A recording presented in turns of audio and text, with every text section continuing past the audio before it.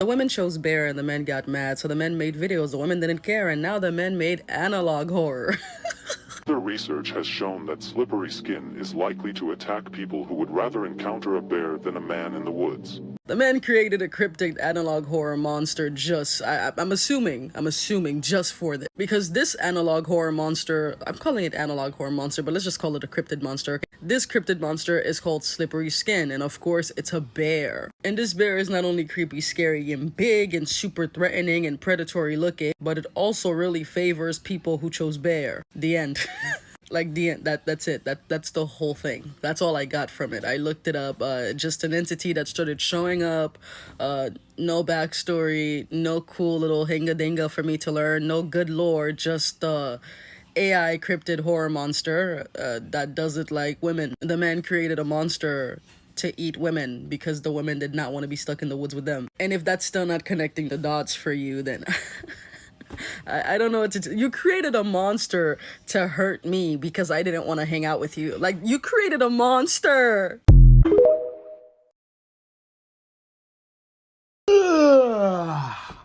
Well, time to get on Twitter and embarrass myself and anyone who's ever liked me. You know what's not very Hufflepuff? Being trans. All right, we're doing it. This is sapphic T for T coded couples.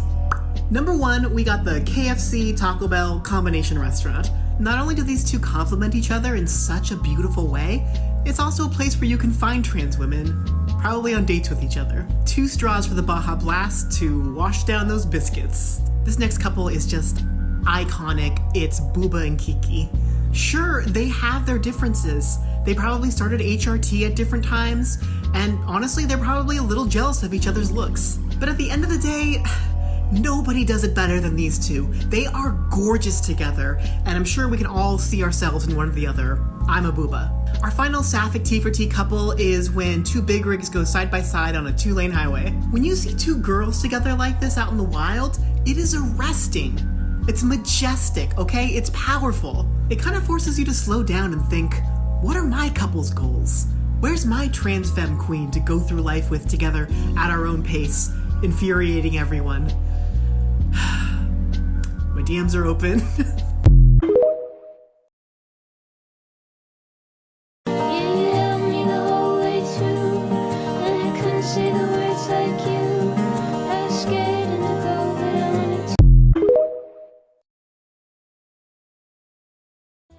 Do and wear and be whatever the fuck we want to be. Y'all do realize how silly it sounds to say that I can't get my hair braided, right? So let me just recap real quick how we got here. So you started like this, and then you got your hair done like this. Yes, by a black woman. You've stated that numerous times. Then when you took the braids out, it looked like this. Then you decided to wash your hair, and then you ended up with this. And now you're saying that people are telling you that you're not allowed to wear braids in your hair, which I would argue to say is not true, because I went to the comment section of your video, and it looks like there are a ton of women being super supportive of your choices. And in fact, they're making suggestions to you. For instance, you should get micro braids next time. And look, 65,000 people think that's a great suggestion. Or maybe try some butterfly locks, as I guess it would be the best for your hair texture. Ooh, extra tight micro cornrows. And they're even giving you hair care advice. You should use a relaxer next time. I didn't know about that. I'm glad they made that suggestion for you. And look, people are telling you that you should get them again. They looked so good on you. So what are you talking about? No one is telling you that you can't get braids. You should get them again.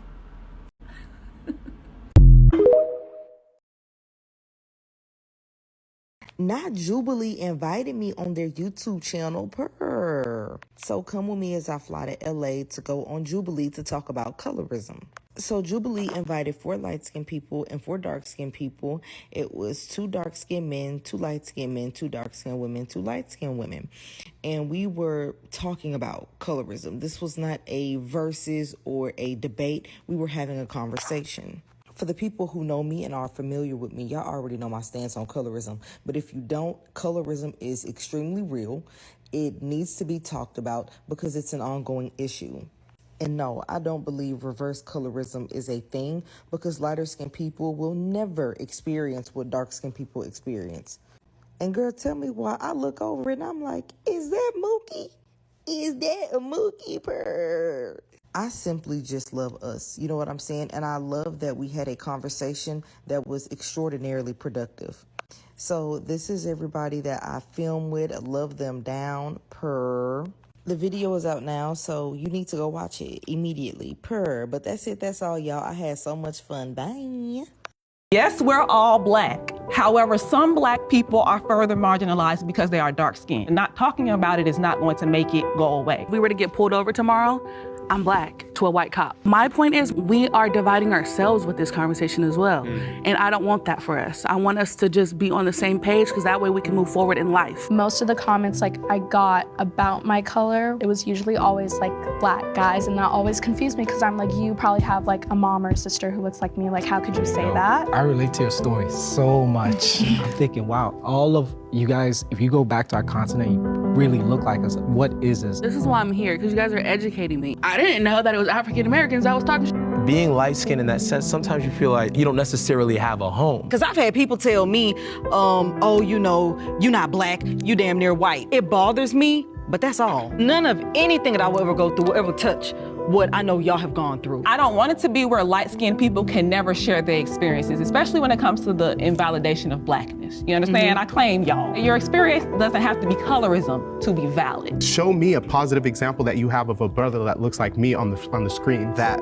opportunity that we have, it's an illusion of opportunity. So when you say that the statistics said that Black women actually suffer more from colorism, I don't believe that that's true. That's not what I said. Actually, what I said, the social implications are deeper. I did not say that dark skin. You don't have to believe it. When personal lived experience is not enough, we gotta go to data. And some facts data support, and some facts data does not. We need to cherish our friends who plan and host and gather us, because it is becoming a lost art. I'm actively trying to become a hosting friend. In fact, this past weekend, I hosted a day-long murder mystery game. It was so fun to see my house guests duke it out, but more importantly, being able to curate a space for people to have fun, chase whimsy. It was incredible. There's no better feeling. I feel it is my duty to host as someone with space to host.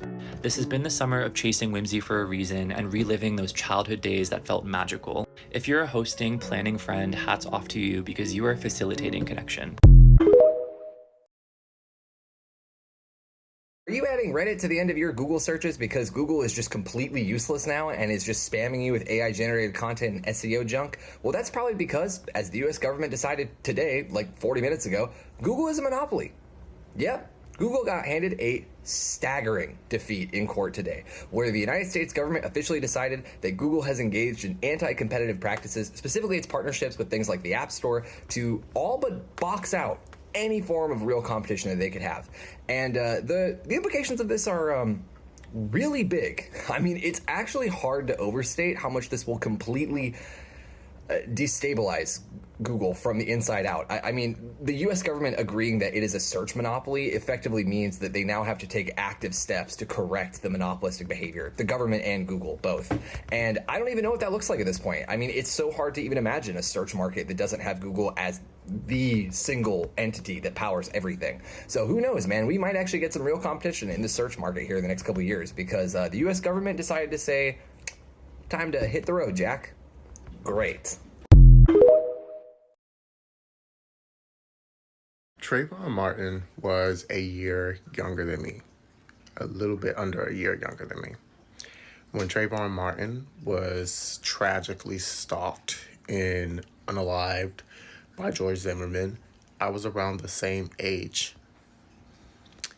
It was a mortifying time to be alive. I mean actually mortifying. I was a teenaged boy who looked a lot like Trayvon Martin at the time. To believe that an apology is enough to answer for the fear that you contributed to when it comes to Black kids, Black people around that time is actually it's nuts to me. I know I said apologize in cash, but I really do mean that part. Trayvon Martin has a foundation. If you're going to apologize, you need to be telling people that you're going to be giving to that foundation. That's one. But make no mistake, I was on social media at the time. I was one of those people who had to witness people villainizing people who look like me. People who dared to just exist in this world. Part of my story that I even tell to people is how some of my earliest memories is people crossing the sidewalk to get away from me. No, in no way, shape, or form is an apology enough to answer for that. People grow and people change. I've grown, I've changed, I've made mistakes. People make mistakes and they fuck up. But we still have to answer for the harm that we've caused in this world. Unfortunately, one of the catalysts for a lot of the change I've endured and a lot of the struggles I've endured, a lot of the situations that I've been put in that have caused me to make a lot of mistakes and fuck ups because I was very dysregulated, is racism. Full stop. An apology ain't enough to fix that. And like I said, I do believe people can grow. I do believe in forgiveness and all of that, but people have to show that with action. Action, action, action. Tangible things. You cannot just give us words, baby. You cannot just give us words, because words weren't the only thing that hurt. Okay? That's it. That's my last piece on all of this Brooke Schofield stuff.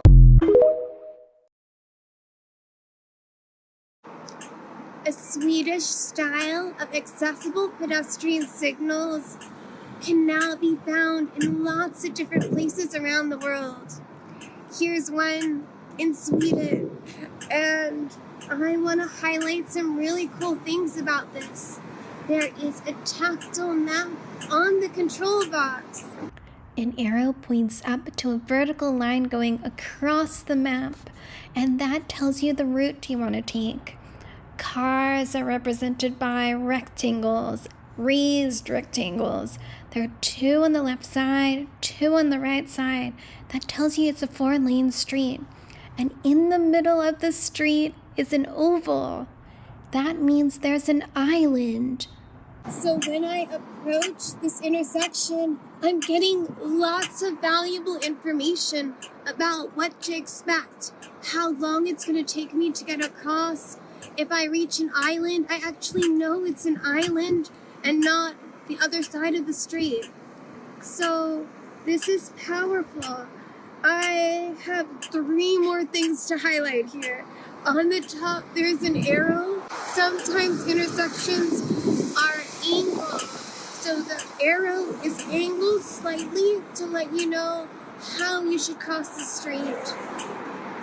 When you tap the top of the control box, you can increase the volume of the audio signal. And on the bottom, there's a star, a tactile star, and it vibrates to tell you when it's time to cross. Isn't that cool? It's a lot of information, and it gives the pedestrian choices about, do they want audio? Do they want tactile signals? Do they want it louder, quieter? And if you don't want any of this info, you don't have to use the control box. You can ignore it. So I'm going to hit the button.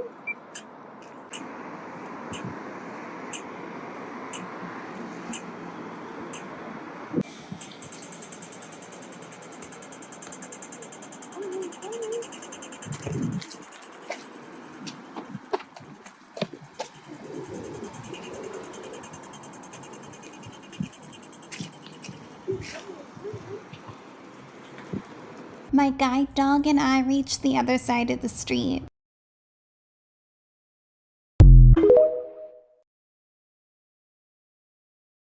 You are actually one of the very few men who are in the comments of this video who respectfully asked for an explanation, so I am happy to respectfully give you one. The word female is an adjective that is used to describe any being that has the ability to produce children or lay eggs. So the word female, the adjective female, can be used to describe a chicken, a pelican, an elephant, anything, including humans. The word women, however, is used to specifically describe female humans. So when people refer to women as females, it feels like you are subconsciously dehumanizing us. The second reason why you should refer to women as women and not females is because linguistics and slang changes over time. It tends to evolve. And it typically evolves based on the connotation of which people use the words. So, for example, Black people for years, in America specifically, were referred to as Negroes or colored. However, the connotation of which white people in America would use these terms was always very derogatory. And so over time, Black people requested to not be called Negroes or coloreds and instead be called Black people or African American. Imagine a white person calling you Negro. Like, come on. The word female, when men use the word female in reference to women, it is extremely rare that it is in a positive light. Personally, I have never heard a man say, oh wow, that female over there is very beautiful, or oh my goodness, I'm so proud of that female for getting a promotion. Type in the word female on Twitter or TikTok, and you will see all of the results are people using that word in a very negative light. That word, while the technical definition is someone that is able to reproduce eggs or bear children, men have used it to dehumanize women and be disrespectful towards us. The third reason why men should stop referring to women as females is because it just showcases how limited your vocabulary is. Men so easily refer to men as men and not males.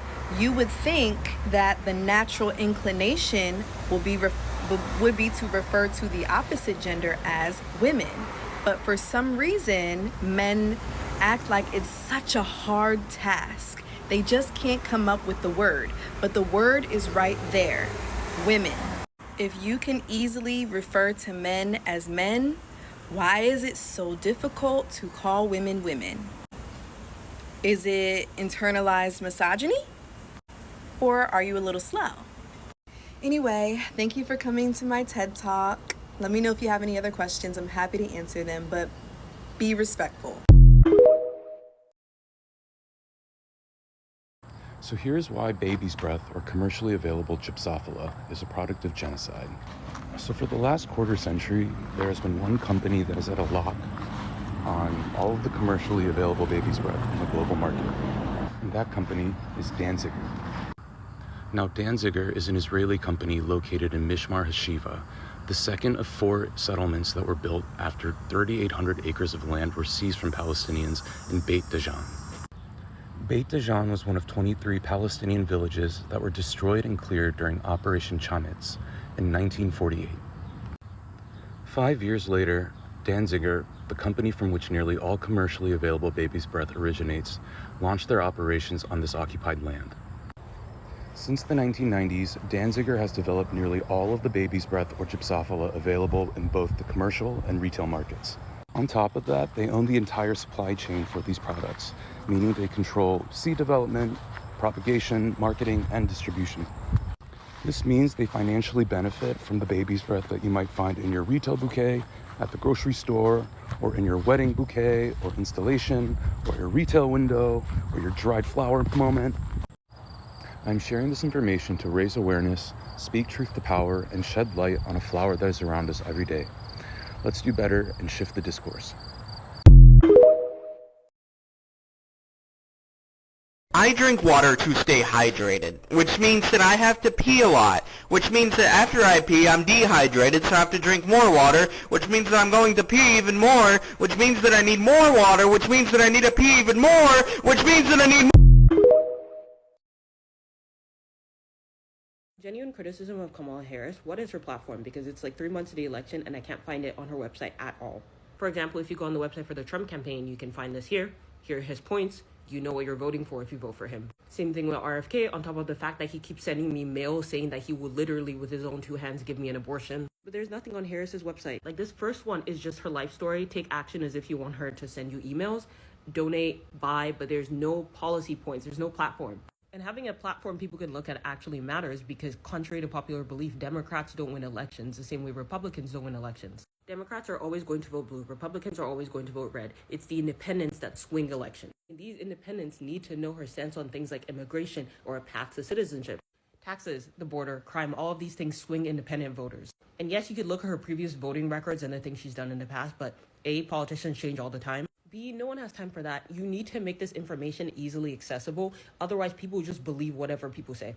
Like, all someone would have to say is Harris is lax on crime and she wants to let criminals roam free. And suddenly she's lost all of suburban Pennsylvania. Honestly, babe, well done to you, because I didn't even know you were depressed. I didn't even know you were sad because you've been serving so much cunt. You've been serving so much cunt recently, I didn't even know you were extremely miserable and clinically insane. So keep going. Keep serving cunt.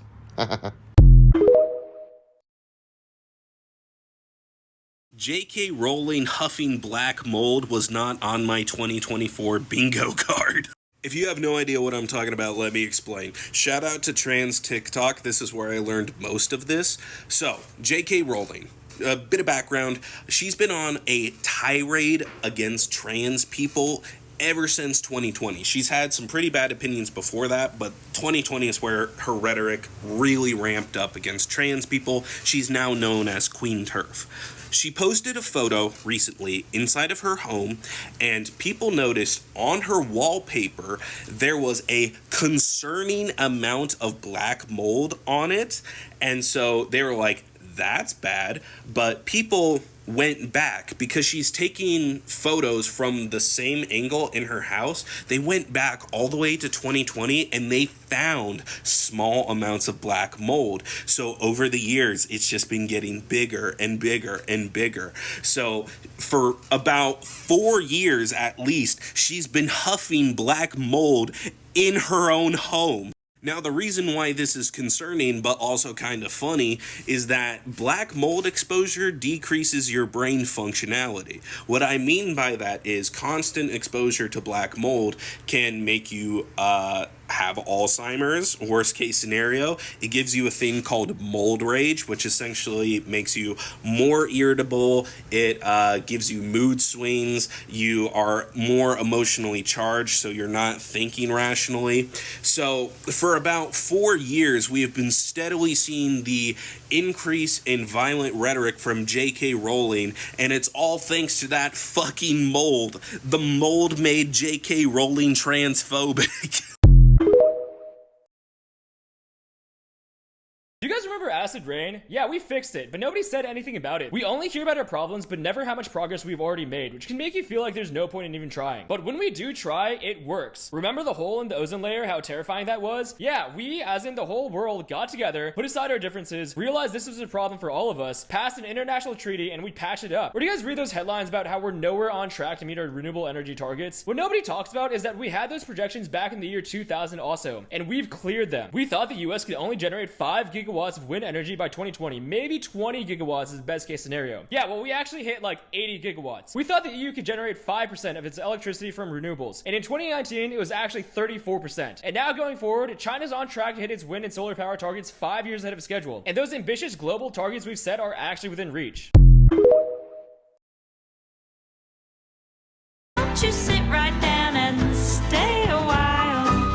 We like the same things and I like your style. It's not a secret. Why do you keep it? I'm just sitting on the shelf.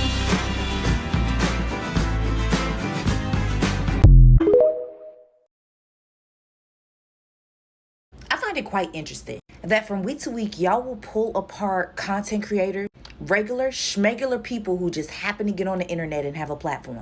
Y'all will copy and paste and do deep dives on things they said in the past, things they said on the present, etc. And that's okay to you.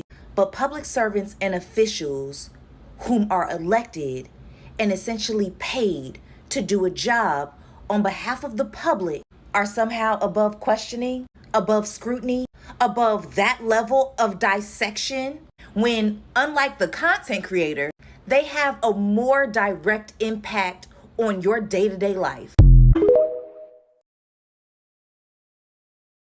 Ooh, it looks weird when two trans people date each other. Okay, well then what's this? Oh, just the most perfect couple you've ever seen? What do you think this is?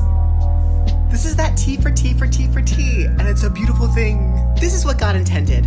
A little goofy-ass trans man and his gigantic bombshell T-girl wife.